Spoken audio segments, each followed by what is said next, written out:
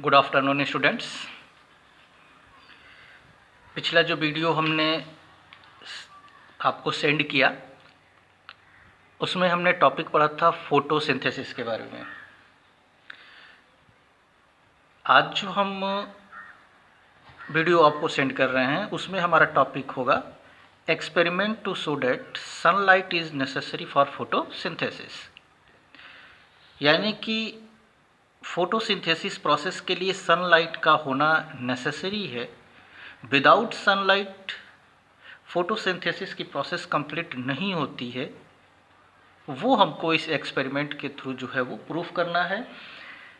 ये एक्सपेरिमेंट आपके lab manual में भी आपको मिलेगा, वहाँ आपको ये चीज़ करना भी होगा। और साथ ही साथ इससे बोर्ड के एग्ज़ाम में 2 क्वेश्चन या 1 क्वेश्चन तो 100% फिक्स होता है कि इस एक्सपेरिमेंट से रिलेटेड क्वेश्चन आपसे पूछे जाते हैं। वो क्वेश्चन कौन से होते हैं जो आपके लैब एग्ज़ाम में पूछे जाते हैं वो मैं आपको बताऊंगा।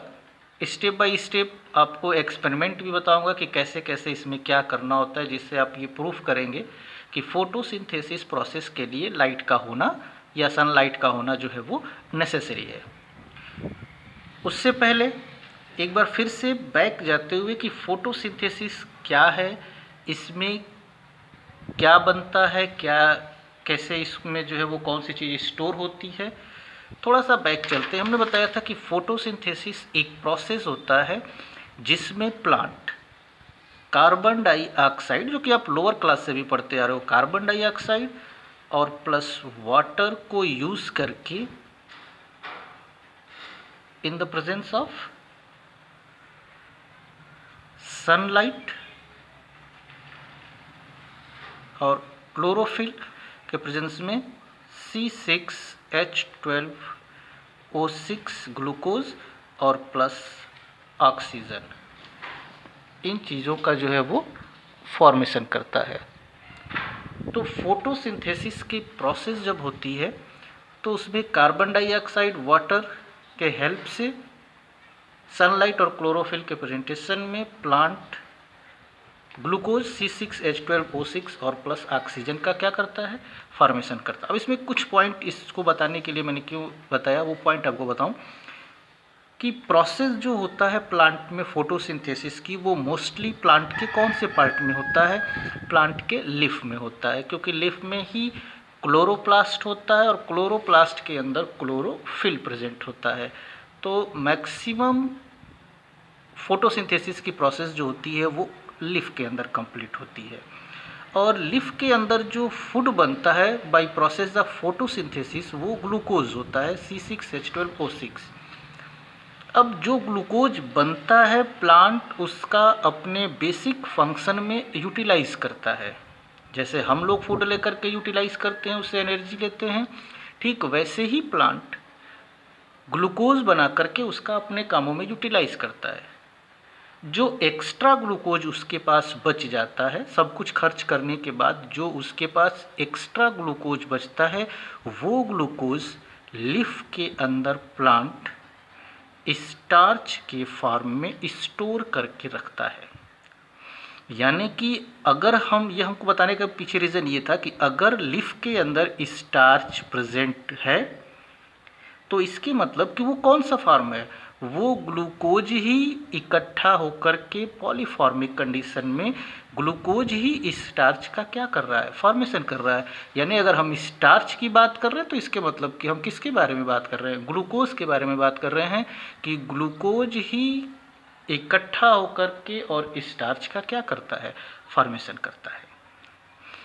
और एक और चीज़ जो कि ये भी आप 6, 7, 8 में कहीं ना कहीं आपने पढ़ा है कि हम किसी फूड मटेरियल में स्टार्च प्रेजेंट है या नहीं, इसका टेस्ट हम कैसे करते हैं। किसी फूड मटेरियल में लाइक पोटैटो हो गया, राइस हो गया, आपने क्लास 9th में भी किया होगा, क्या होगा ये चीज़ कि जहाँ भी स्टार्च होता है उसका टेस्ट हम करते हैं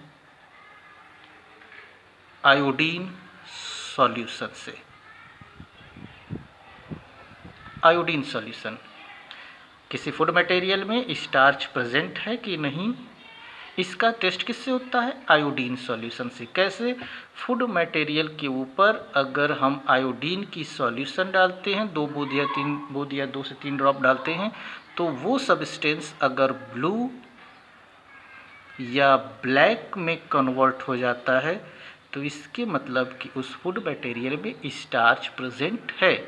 जैसे हम अगर चावल ले लें या आलू ले लें, उसको क्रश करने के बाद उस पर 2 या 3 ड्रॉप अगर हम आयोडीन सॉल्यूशन डालेंगे तो वो चावल या फिर वो आलू जो क्रश किया होगा उसका कलर ब्लू या ब्लैक हो जाएगा। इसके मतलब कि उस पोटैटो या उस राइस के अंदर स्टार्च क्या है?